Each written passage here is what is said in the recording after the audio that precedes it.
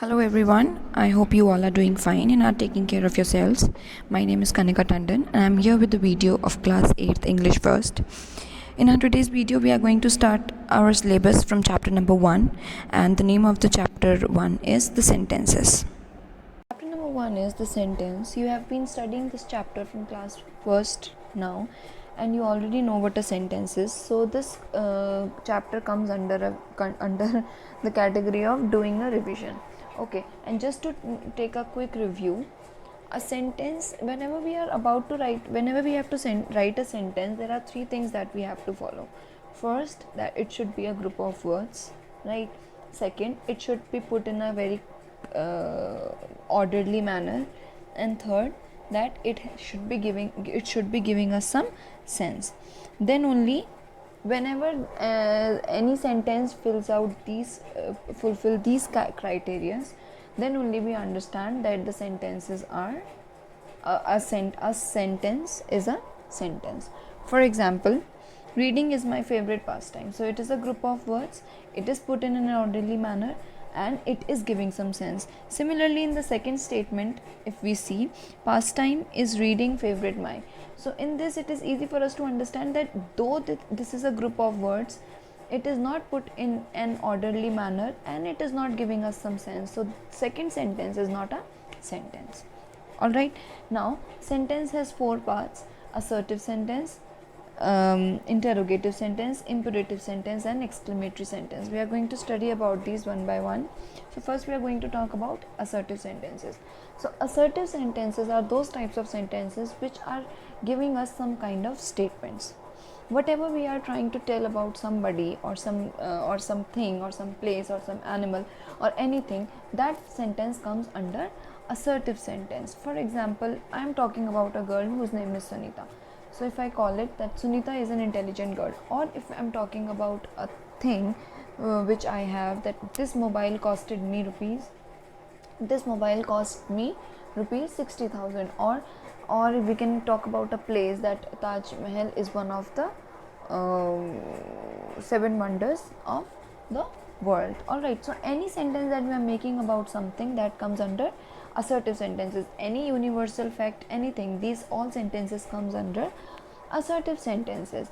One thing that we have to keep in mind is, whenever we are writing assertive sentences,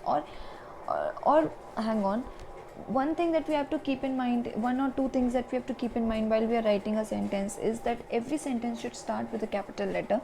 It should have some correct punctuation marks, and it should always end with a full stop. Similarly, when we are talking about assertive sentences, in assertive sentences, all the sentences ends with a full stop only. So these punctuation marks also acts as a very important factor in which we actually try to differentiate between the sentences, whether they are interrogative, assertive, imperative, or exclamatory. You will understand it later when we will talk about the other types of the sentences. Now we are coming on to the third one. First we are going to study about imperative sentence. Okay, so imperative sentences are those sentences which are giving us some kind of request or an order or suggestion. So these are those things. For example, please shut the door, or shut the door, sit down, open the book, come on page number this, come get in the class, go out of the class, proceed to your classes. So these are the sentences that are either requests or suggestions or orders or request or a plea. Okay, so these all sentences are imperative sentences. Now one more thing that you have to keep in mind is, all the imperative sentences also ends with a full stop. So now this creates a confusion between assertive sentence and imperative sentences. So in order to remove these confusions, we have to read the sentence while we are mentioning it, whether it is an assertive or an imperative sentence. We can see if the sentence is a request or a plea or an order or a suggestion. So those sentences are imperative sentences, no matter there is a full stop. And the sentences that we are making about something else, those becomes assertive sentences. So we have to read the sentence before we categorize them. Now coming on to the third one, which is imperative sentences. Second, we are talking about interrogative sentences. With the word interrogation, you always understand that the word interrogation means to ask questions to somebody. We say na that the thief has been is under police custody, and now there is going to be an interrogation. So interrogation means to ask questions to the other person. So with the word interrogative, it is easy for you to understand that these sentences are those sentences which ask direct question. So if they are asking direct question, they will always end with a question mark. So every sentence that is ending with a question mark is interrogative sentence. For example, may I help you, how are you, what is your name, where do you live, where are you going, where are you coming from, etc. Now coming on to the last one, which is exclamatory sentences. So exclamatory sentences are the easiest. These are those sentences which expresses our emotions. In a sentence, when we want to tell that that we are sad, or we are happy, or we are amazed, or we are proud, these are the words which tells us that we are giving some kind of exclamation. We are trying to express our emotions that we feel whenever we are expressing ourselves in a sentence. All the exclamatory sentences ends with an exclamation mark, and it is not necessary that all the exclamation mark has to be present between at the end of the sentence. It can be present in the between of the sentence also when we use the exclamatory words. All right, so this was the whole chapter. If we come on the next page, okay, next thing is subject and predicate. This is the easiest part of the topic sentence. In any sentence, in every sentence there is a subject and a predicate, except for imperative sentences. Okay, so subject is what? Subject is the topic about which we are talking about in the sentence. Alright, and whatever we are talking about, that particular topic is the predicate. For example, Sunita is an intelligent girl. So we are talking about Sunita. So Sunita is the subject here, and is an intelligent girl will be the predicate, because this is what we are talking about, Sunita. Alright, so all the sentences have subject and predicate of their own, but imperative sentences have no written subject. Okay, please bring your book here. Do you feel there is some subject or a predicate given? No, but it is understood that the teacher must be calling the student only. So there is no written subject here. It is all understood. Okay, so this was the whole chapter. Let us come on to the exercise. First is identify the kinds of following sentences. First is please open the door. It is a request, so it is imperative. Take some more soup, imperative. Mahatma Gandhi taught truth and non-violence, assertive. Let's go for a walk, imperative. The girls have a holiday tomorrow, assertive. Are you going to wear this dress today, interrogative. What is the matter, interrogative. Could you give me some coffee, interrogative. What a pretty girl she is, exclamatory. And where do you hail from, Abhay. This is interrogative. Now coming on to the next page. In second sentence, divide the following sentences into subjects and predicates. Here we have to divide the sentence in subject and a predicate.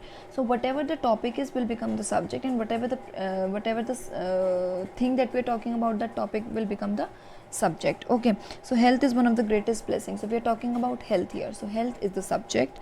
12 inches make a foot. So 12 inches, we are talking about 12 inches. So it is 12 inches is the subject, and rest is the predicate. Borrowed garments never fit well. Borrowed garments is the subject, rest is the predicate. The longest street has a turning. So the longest street is the subject, and rest is the predicate. Some kind of foods are not conducive to health. So some kind of food is the subject, and rest is the predicate. Here, first thing, one more thing that we have to keep in mind is it is not necessary that the subject is going to be the first two words only. Okay, it can be stretched to. Okay, for example, in fifth only, some kinds of food. Here the topic is food, so we cannot mark food only. Food is the subject. Okay, we have to mark the whole part. So some kinds of food is the whole subject. The cat drank all the milk. The cat is a subject. The young man is climbing the cliff. The young man. They left college last year. They. And the clock stopped this morning. The clock. Is exercise number C. Rewrite the paragraph below, writing different kinds of sentences. So this is going to be your homework. In this you have to first divide the sentence, like during summer vacation I went to Manali with my family. Write this sentence and put whether it is assertive, interrogative, exclamatory or imperative. Then the natural beauty was fascinating. Is it assertive, imperative, interrogative or, and so on. Alright. Now coming on to the D1, which is the last exercise I guess. Look at the picture below and write suitable sentences: assertive, interrogative, imperative and exclamatory. So here what you are going to do is, in this you have to look at the picture. See beta, it is not necessary that you look at this picture in which a mother is talking to the boy and you have to write interrogative sentence only. You can write any sentence you want. Grammar is all about writing what you feel and what is correct. It is not about mugging the answers that are given in the book and then writing it. Okay, grammar, English is all about this. This is the best part of English and Hindi, that you don't have to mug anything, you don't have to learn anything. You just have to understand the concept and then give the answers. Okay, so I'm taking this as interrogative sentence in which mother is asking the boy, how did the vase break? Question mark. Next is, the children went to the zoo, which is assertive. Here, don't go near the cow while she is feeding. So imperative. And last is, bravo, you did very well. This is exclamatory. Okay. So with this our chapter number 1 is over, and today only I am going to upload another video also which will cover chapter number 2. Thank you.